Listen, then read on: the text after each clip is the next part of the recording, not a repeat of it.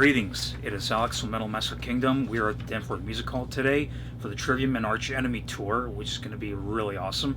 And speaking of Trivium, I have the great pleasure of being joined by Corey Beaulieu from Trivium. Corey? Hello. Thanks so much for joining us. No problem. Welcome back to Toronto, first of all. Thank you. I'm a huge fan of you guys, so really looking forward. So you're currently on a huge tour with Arch Enemy, as I just mentioned. It started a couple weeks ago. How's it going so far? It's been fabulous. A lot of sold out shows or almost sold out shows. Every show's been completely packed, and crowds have been great. Yep. So out of our whole career, this is just this far into the tour, it's probably the biggest headlining tour we've done, and also just the crowds is just like an extra element of excitement. Like pretty much every show, like the crowds are just like rapidly going crazy. So Yep. all the shows have been a lot of fun. For some reason it feels like this tour's been like we've been on it for like a month, but it's been like just over a week. Just a couple weeks, yeah. No, it's like not even 2 weeks yet. So Yeah. it's just been just a lot of fun and very chill. So it's just like it feels like we've been kind of been in the groove. So it feels like we've been on tour for a while, which we haven't, because it's just everything's just kind of moving like clockwork. So Yeah. it's gonna be another great show. Last night in Montreal and Toronto. Tonight, those were the first two shows of the whole tour that sold out Yeah. prior to the shows, and Yep. they were sold out weeks in advance. So Yep. seems like if everyone bought tickets that soon, then it just means everyone's just really pumped for the show. So Yep. I expect it to be pretty raging tonight. Oh yeah. I don't know, I think this was actually the first show that got sold out. It was the first one I heard about. And Yeah, Montreal was right there, but for some reason there was something that was going on with it took a little bit longer to get the actual official confirmation, so we couldn't post about it. But on paper, it was sold out around the same time. So Canada coming through. yeah, for sure. When it comes to releasing new records and beginning the cycles for those records, ever since Vengeance Falls, there's seemed to be like a pattern to the start. You would do European festivals, and then you would do like maybe a co-headlining North American tour. Is that always planned, and you like starting cycles like that? No, that's not really planned. It's just kind of, I think, just everything's just kind of been like every record, or at least I think 5 out of our 8 albums have been all released in October. Yeah. So it seems to be the month that just kind of like the way the tour schedule goes for that record, and then when we make the record and record it, it just kind of, for some reason, it just always lands in October. So it kind of pans out because all the European festivals are like mostly in like June and August. So it just kind of last couple records just kind of had the same pattern from just a scheduling kind of standpoint. So we definitely have there'll be a lot more touring and stuff next year, especially. It's going to be a big year. Yep. But yeah, it's not really technically planned. It's just kind of the way it just kind of happened. Right. So the Sin of the Sentence is out now, just fantastic, and I as a fan feel it's one of your best, probably your best since Shogun. Nothing against the records prior to that, and in between. But the launch of this album was pretty similar to the way you did Silence in the Snow. There was the secrecy about you guys being in the studio. Is it safe to say that you guys will continue with this going forward with new albums, keeping it secret? We just kind of see how a lot of other bands do things, and kind of things we don't like personally about how bands release information, or especially stuff when we do a record, we want it to feel important. We don't want to just be constantly posting Instagram pictures of dicking off in the studio where there's nothing really to benefit from that. And I think bands can get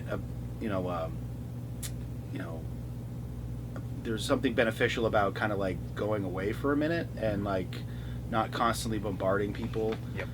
So when you do kind of go quiet and just kind of do our thing, when we do come back out with something, it's not like people have been sick of hearing about us or seeing us post about something. Because if you post stuff in the studio, then people are just gonna always be like, I want to hear something, post something. Yep. I want to hear a clip. And it's like just kind of bypass that, and then all the content we put out, we put a lot of time into making of stuff, and the presentation of showing behind the scenes stuff in the studio really cool.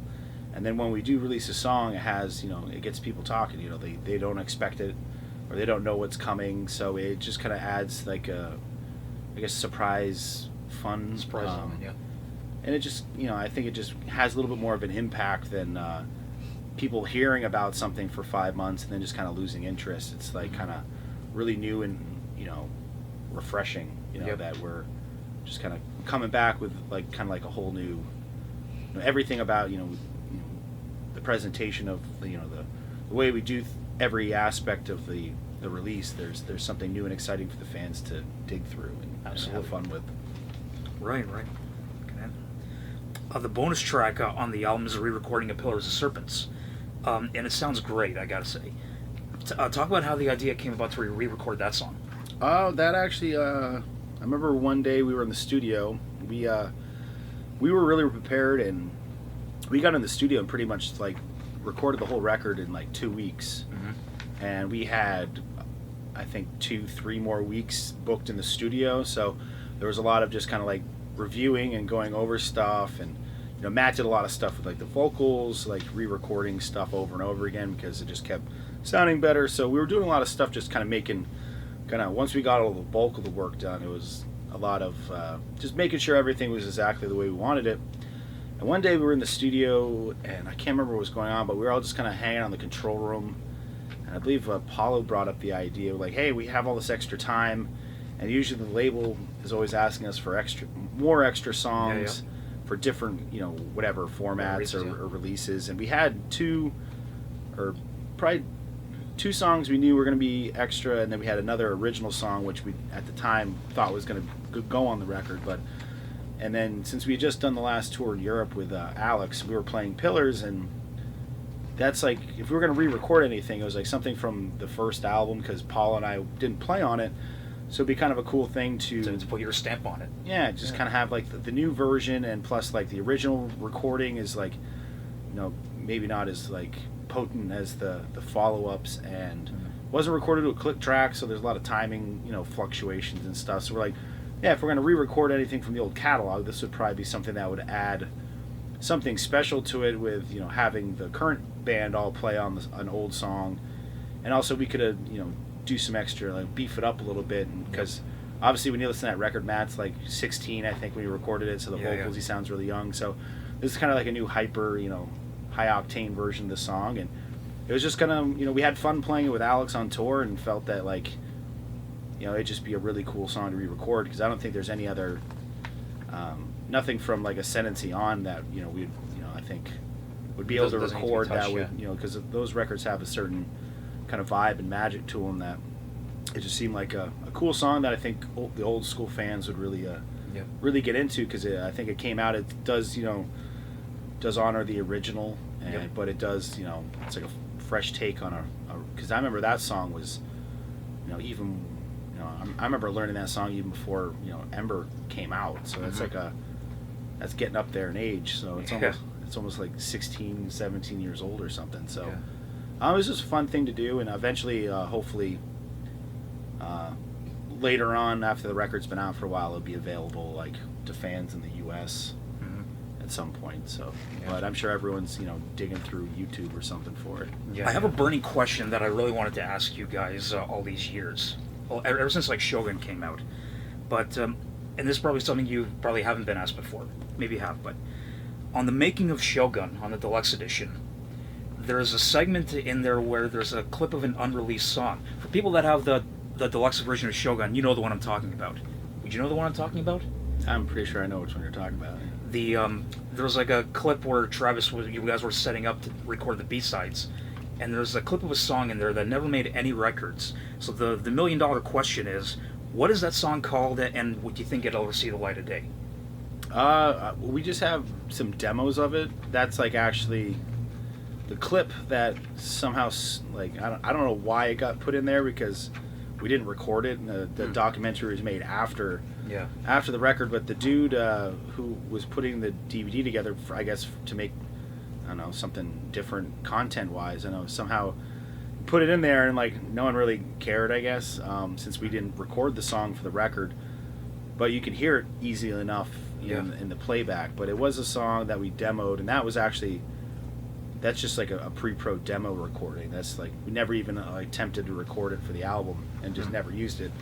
But yeah, it was a song that had some cool riffs in it, but it just didn't, compared to what became that record, of the songs that are on that record, it wasn't as good to take one of the other songs off the album. So Yeah. it definitely has some cool parts in it and stuff, and every once in a while, something down the road, maybe you'll stick it in a song if it makes sense, like, in the future. But yeah, that song, I think it was called Ascent of the Phoenix or something. I don't know. It was like Scent of the Phoenix? no, Ascent of the Phoenix. Oh, Ascent Yeah. of the Phoenix. But yeah, it was that was probably the coolest part of the song. There's another couple parts I remember that were pretty heavy, but Yeah. yeah, well, you can enjoy that riff on the documentary, because there's no song to put out. I guess is a proper recording of it. Unless you guys maybe decide to maybe bring it back and rework it for a future album. Yeah, we're always trying to kind of move forward, and that song, it might have a part or two that there's always the chance something you wrote, like a song years past, it's maybe not the best song, but it has like parts in it that are really good, Yeah. and then you can just sit on them, and then a couple of years and might be working on a new song and something makes sense. Silence in the Snow was written for Shogun. It didn't Yep. come out for, I guess, almost like 10 years 8 later. years, So some songs just like just need to, or certain ideas, Just need time, right? just time to kind of find the right song to marry it to. So you never know. We always have just lots of ideas, and if something that we didn't use before makes sense, then if it's a good part, it's a good part, so use it. But if not, it just sits on the documentary like it is now. Now I got some fan questions from Facebook, if that's okay. Cool. This one comes from Igor Jach. He says, when writing for a solo section, which song on the Sin in the Sentence was the toughest solo to write?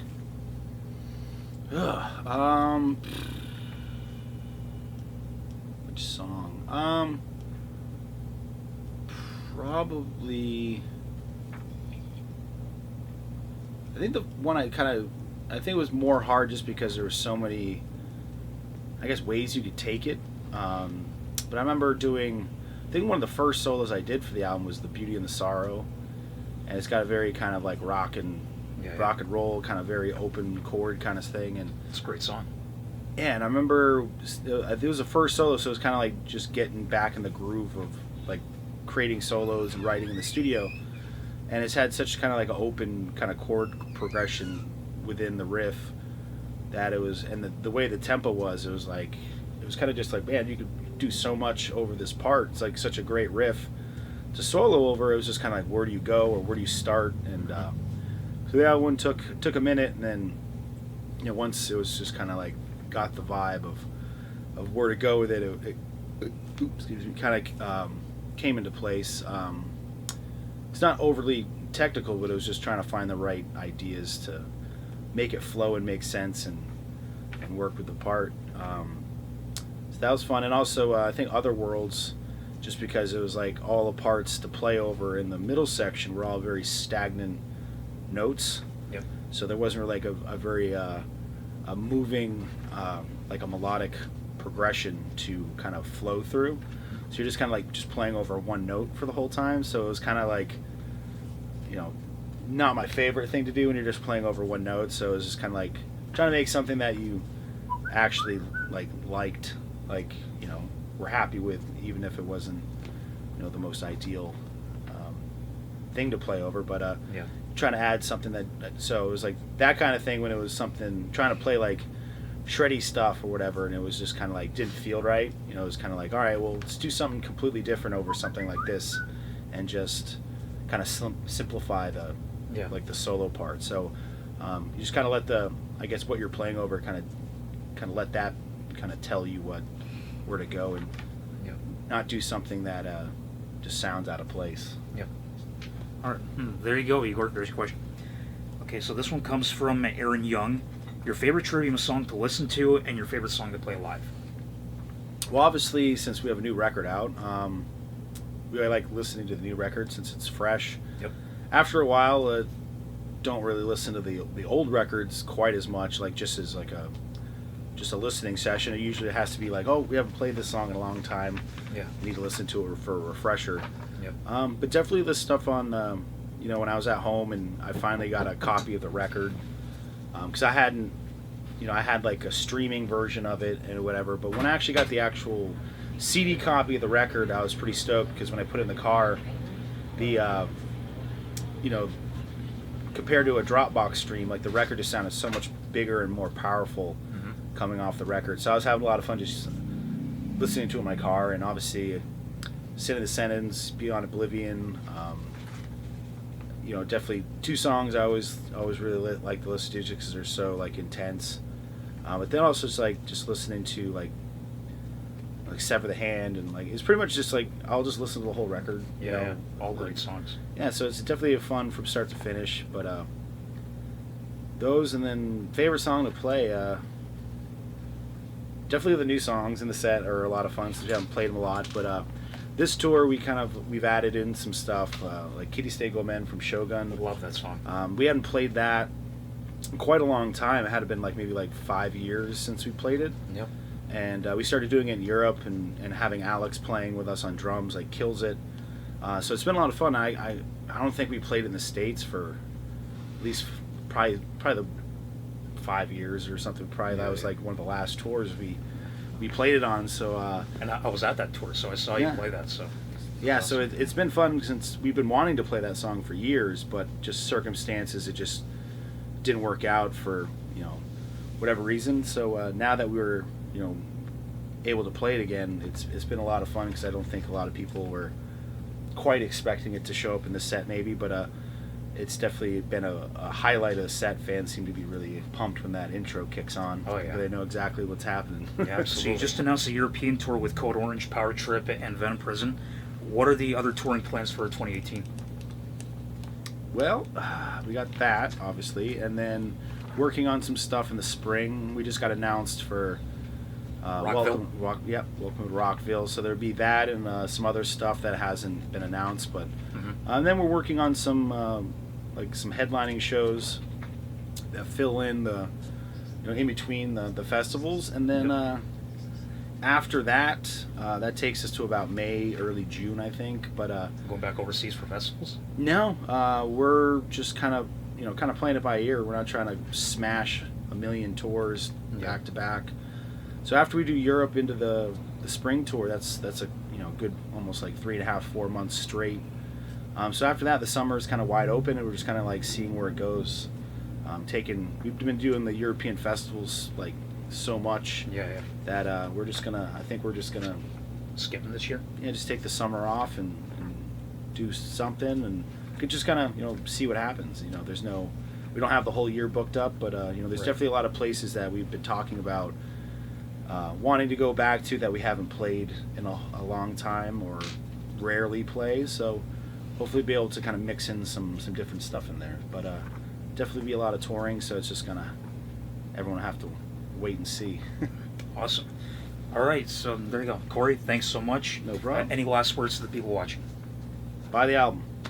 There you go. Like I said, buy the album, Sin the Sentence. It's out now on Roadrunner Records. Fantastic record. I'm Alex. You're watching MiddelmasterKingdom.com. See ya.